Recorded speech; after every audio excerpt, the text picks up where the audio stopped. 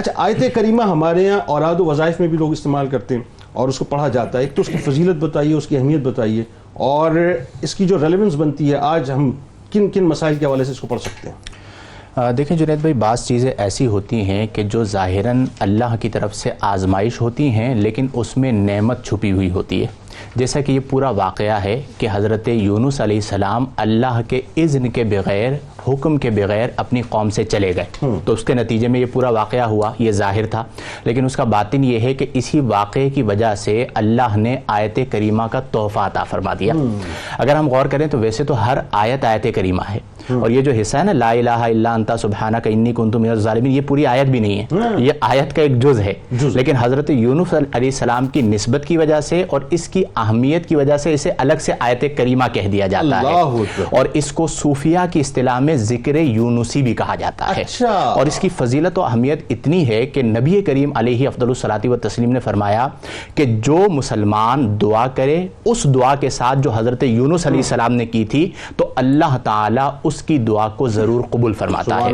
ایک صحابی نے عرض کی کہ یا رسول اللہ، کیا یہ صرف حضرت یونس علیہ السلام کے ساتھ خاص ہے؟ تو آپ نے فرمایا یونس علیہ السلام کے ساتھ خاص ہے اور میری امت کے لیے عام ہے. اور پھر آیہ مبارکہ پڑھی کہ کیا تم نے قرآن میں یہ نہیں سنا کہ وَنَجَّيْنَاهُ مِنَ الْغَمِّ، اور ہم نے نجات دی اسے اندھیروں سے، وَكَذَلِكَ نُنْجِي الْمُؤْمِنِينَ، اور اسی طرح ہم نجات عطا فرماتے ہیں ایمان والوں کو.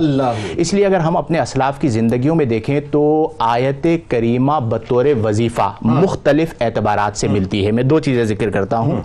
پہلی چیز میرا اپنا مجرب ہے کہ جب زندگی میں کوئی ایسی مشکل آ جائے کہ جب بندہ بالکل ڈیڈ لاک میں آ جاتا ہے تو ہمارے اسلاف بیان فرماتے ہیں کہ اسے چاہیے کہ وہ سجدے میں جائے اور آنکھیں بند کر کے 40 مرتبہ آیت کریمہ پڑھے. ٹھیک ہے، سجدے میں لا الہ الا انت سبحانک انی کنت من الظالمین 40 بار پڑھے، اور پھر سجدے سے سر اٹھائے اور آنکھیں بند کیے ہوئے تصور کرے کہ میں مچھلی کے پیٹ میں ہوں، اور 41ویں مرتبہ پھر آیت کریمہ پڑھے لا الہ الا انت سبحانک انی کنت من الظالمین، اور اس کے بعد اپنی مشکل سے نجات کی دعا مانگے. اللہ تعالیٰ اسے مشکل سے نجات عطا فرما دے گا. اب ایک جملے میں اور وضاحت فرما دیجیے تاکہ آگے بڑھتے ہیں کہ ہمارے یہاں نارملی ہوتا ہے کہ جب کوئی بہت بڑی پریشانی ہو جائے تو یہ عموماً جو بڑوں کا طریقہ رہا ہے اور آج بھی یہ لوگ اپناتے ہیں کہ 1.25 لاکھ مرتبہ جو ہے آیت کریمہ کا ختم کروا دیں. تو اس کی کوئی دلیل ہے یا بغیر اجازت پڑھ لینا چاہیے؟ دیکھیں، آیت کریمہ اس کی فضیلت و اہمیت تو قرآن و حدیث میں آ گئی، عدد قرآن و حدیث میں نہیں آیا. وہ ہمارے بزرگوں نے اپنے تجربات سے متعین کیا، اور وہ عدد فرض یا واجب نہیں ہوتا. دو چیزیں ہیں. پہلی چیز، عوام میں سمجھا جاتا ہے کہ یہ بہت گرم وظیفہ ہے، یہ اگلا سوال ہی اس کا شرعی اعتبار سے کوئی تصور نہیں ہے. یہ ایک وظیفہ ہے مشکل سے نجات کا، پڑھا جا سکتا ہے. جہاں تک 1.25 لاکھ کی بات ہے، یہ بھی ہمارے اسلاف کا ایک بڑا خوبصورت طریقہ کار تھا کہ وہ 7 افراد کو یا 11 افراد کو یا 21 افراد کو جمع کرتے، اور کوئی بڑی مصیبت آئی ہوتی تو انہیں 2 رکعت پہلے غسل کرواتے، جس طرح جمعہ کا غسل ہوتا ہے. اس کے بعد 2 رکعت نماز صلاۃ التوبہ پڑھواتے، اور وہ سارے لوگ مل کر 1.25 لاکھ مرتبہ آیت کریمہ پڑھتے، اور پھر اس کے بعد اللہ کے حضور دعا کیا کرتے تھے، اللہ نجات دے دیا کرتا تھا. اسی طرح ایک مختصر سا طریقہ، اور صاحب نظر تھے نا، بات یہ ہے جی ہاں، ان کی طرف سے نقل در نقل چلا آ رہا ہے. اگر آج بھی ان کی عطا ہمارے پاس آج بھی موجود ہے، اگر ہم اس نسبت سے پڑھتے ہیں تو شرعی طور پر اس میں کوئی مذائقہ نہیں ہے.